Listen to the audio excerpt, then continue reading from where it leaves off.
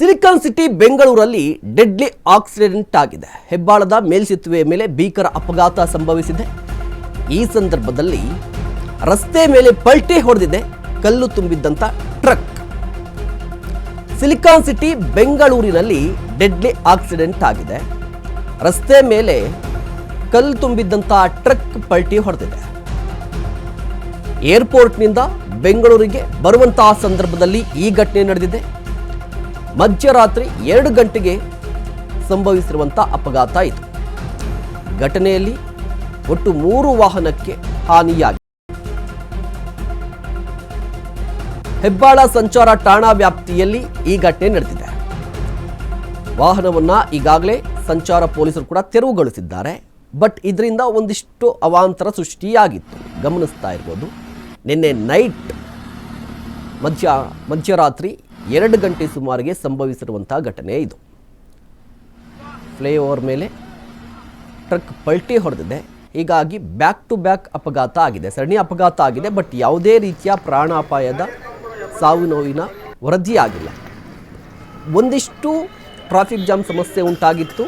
ಆಗ ಪೊಲೀಸರು ಸ್ಥಳಕ್ಕೆ ಹೋದರು, ಟ್ರಕ್ಕನ್ನು ತೆರವುಗೊಳಿಸಿದ್ದಾರೆ.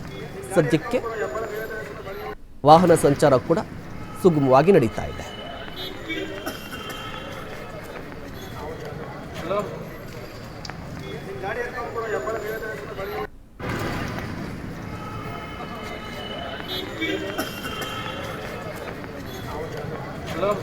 ದೃಶ್ಯಾವಳಿಯಲ್ಲಿ ಗಮನಿಸ್ತಾ ಇರ್ಬೋದು ಯಾವ ರೀತಿಯಾಗಿ ಆಕ್ಸಿಡೆಂಟ್ ನಡೆದಿದೆ ಅಂತ ಹೇಳಿ. ಬಟ್ ಇದರಲ್ಲಿ ಸದ್ಯಕ್ಕೆ ಯಾವುದೇ ರೀತಿಯ ಸಾವು ನೋವಿನ ಬಗ್ಗೆ ವರದಿಯಾಗಿಲ್ಲ. ಈ ಬಗ್ಗೆ ಇನ್ನಷ್ಟು ಮಾಹಿತಿಯನ್ನು ಪಡೆಯೋಣ. ನಮ್ಮ ಪ್ರತಿನಿಧಿ ಅಜಯ್ ದೂರವಾಣಿ ಸಂಪರ್ಕದಲ್ಲಿದ್ದಾರೆ.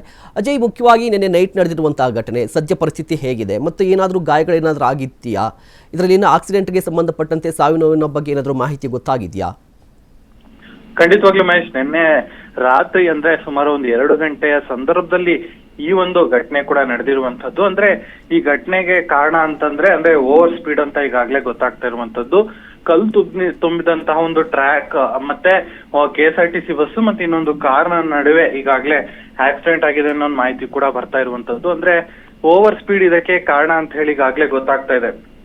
ಇನ್ನು ರಾತ್ರಿ ಅದೇ ಸಂದರ್ಭದಲ್ಲಿ ಅಲ್ಲಿ ಇದ್ದಂತಹ ಕೆಲ ಸ್ಥಳೀಯರೇನಿದ್ದಾರೆ ಅವರು ಕೂಡ ಆದಷ್ಟು ಬೇಗ ಬಂದು ಅಲ್ಲಿ ಇದ್ದಂತವ್ರನ್ನ ಬಚಾವ್ ಮಾಡುವಂತ ಕೆಲಸಕ್ಕೂ ಕೂಡ ಮುಂದಾಗಿದ್ರು ಅನ್ನೋ ಮಾಹಿತಿ ಕೂಡ ಇರುವಂತದ್ದು. ಇನ್ನು ಹೆಬ್ಬಾಳ ಸಂಚಾರ ಪೊಲೀಸ್ ಏನಿದ್ದಾರೆ ಅವರು ಕೂಡ ಈಗಾಗಲೇ ಸ್ಥಳಕ್ಕೂ ಕೂಡ ಬಂದು ಈಗಾಗಲೇ ಪರಿಶೀಲನೆಯನ್ನು ಸಹ ಮಾಡ್ತಾ ಇದ್ದಾರೆ ಅನ್ನೋ ಮಾಹಿತಿ ಇರುವಂತದ್ದು. ಇನ್ನು ಕೇಸ್ ಕೂಡ ಈಗಾಗಲೇ ಹೆಬ್ಬಾಳ ಸಂಚಾರಿ ಪೊಲೀಸರು ಕೂಡ ದಾಖಲಿಸಿಕೊಂಡು ತನಿಖೆ ಕೂಡ ಮುಂದಾಗಿದ್ದಾರೆ. ಇನ್ನು ಯಾವುದೇ ರೀತಿಯಾದಂತಹ ಸಾವು ನೋವು ಸಂಭವಿಸಿಲ್ಲ ಅನ್ನೋ ಮಾಹಿತಿ ಕೂಡ ಈಗಾಗಲೇ ಸಿಗ್ತಾ ಇದೆ ಅಂತಾನೆ ಹೇಳ್ಬೋದು ಮಹೇಶ್. ಧನ್ಯವಾದ ಅಜಯ್, ತಮ್ಮೆಲ್ಲ ಡೀಟೇಲ್ಸ್ಗಾಗಿ.